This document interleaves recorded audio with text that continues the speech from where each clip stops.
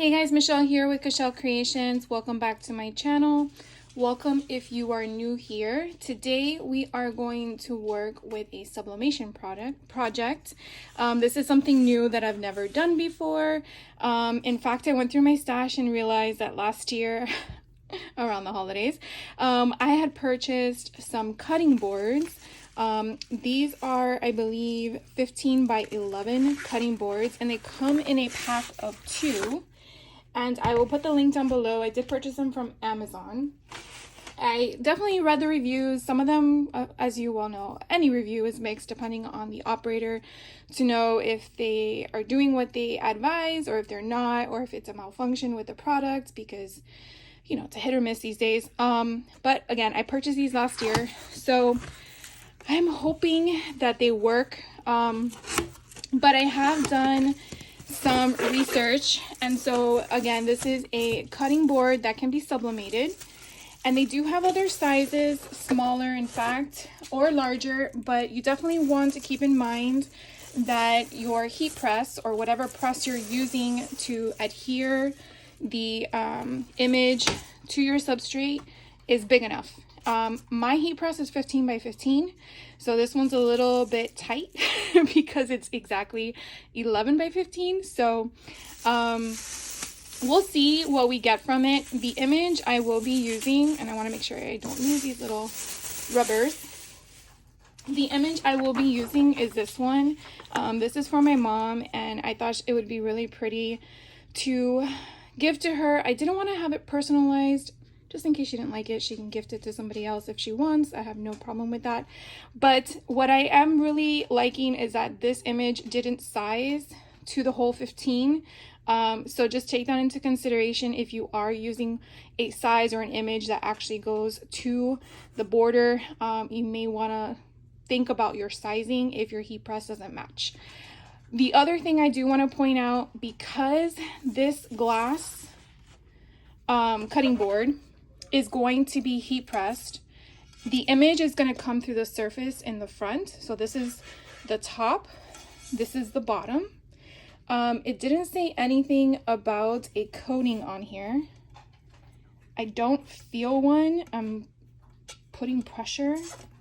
So I want to say that this coating is going to be the image that's going to come through. We will see for ourselves. If I mess up on this one, I got another one. So what I'm referring to is you don't want to have the image mirrored, because we're not going like this and this being the front. Remember, this is the bottom. So when we put this on here, we want the image to be exactly as it's supposed to, like this. So don't mirror your image, okay? So this is one sublimation project you do not want to mirror your image. So because this is not because there's no coating on here, what I'm actually going to do is get an alcohol wipe. And I like to clean my surface because you don't know, obviously I've touched it with my fingers, you don't know what smudges and stuff are on here. Another thing you also want to prep is get your heat tape, your heat resistant tape. Come in many different colors. I get this one that's like a copper color. This is what it looks like, or a yellow, however you see that. There are some that are blue, purple, all different colors. Just make sure it's heat resistant. And then what I also like to use is butcher paper. So I just do this, and again, this is just to protect my heat platen from not having any transfer of the ink, in case there is any transfer. It's a hit or miss sometimes. I just rather be safe than sorry, especially with the stuff that I use. All right, so I'm gonna go ahead and grab my alcohol. Ooh, I have one right here. All right, so I just use regular alcohol swab, and what I'm gonna do is I am going to just clean it, and you guys can see what I'm doing. So I'm just cleaning it from side to side. Now you can use a lint roller as well. I've seen people do that. And I don't see any streaks when I do the alcohol. I have this little thing here. I don't know what that is. I use alcohol swabs on my tumblers or my mugs, and I never have any streaks. But you can always use a microfiber towel to clean that off. The whole point is you don't want any lint smudges or anything of the sort on there. So I'm gonna let this dry for a second. I am heating up my heat press. The manufacturer that I purchased this from did indicate a setting of 356 Fahrenheit with 240 seconds. So it will be baking for a while. So I'm gonna go ahead and get my heat press to the right setting, along with making sure the pressure of my heat press is as the right one, because you don't want to crack it. So I will be right back and I'll meet you there. All right, so I have I don't know why I keep laughing, but anyways, I have my cutting board face down so that the image is going to bake on the top. I don't know if this white will then be clear as it's being baked or whatnot, because there's not going to be an image there.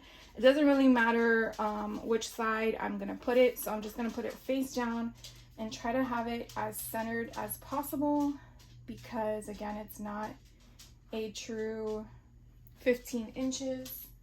And I have a ruler. Let's see if I do this right.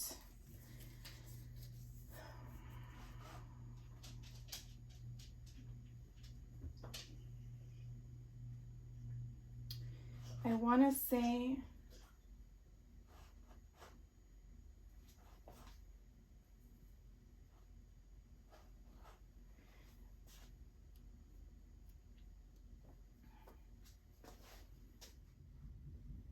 all right, I'm over at the heat press. I have my image face down where the portion that's going to be pressed is faced up.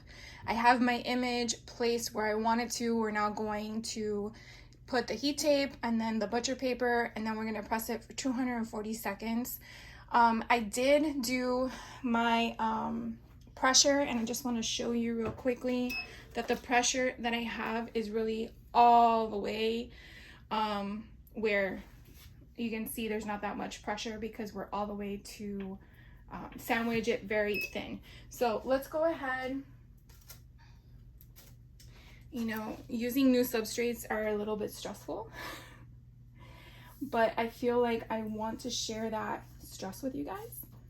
Let's see if we put this here and not on the white to see what happens. All right, so I'm really just taping it to the edge that's right there. I'm not sure what's gonna come of it, but we're gonna all learn together. So I have that down. Now we're gonna press it for 240 seconds, and I will be back when we're close to the time's up. All right, so I'm getting my heat gloves on, and as you can hear it, it is going. I have to admit that was like the longest 240 seconds known to man. All right, well, I see it's still white.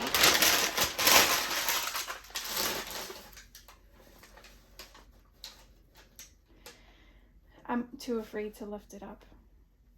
I don't know what to do. I feel like, did it even?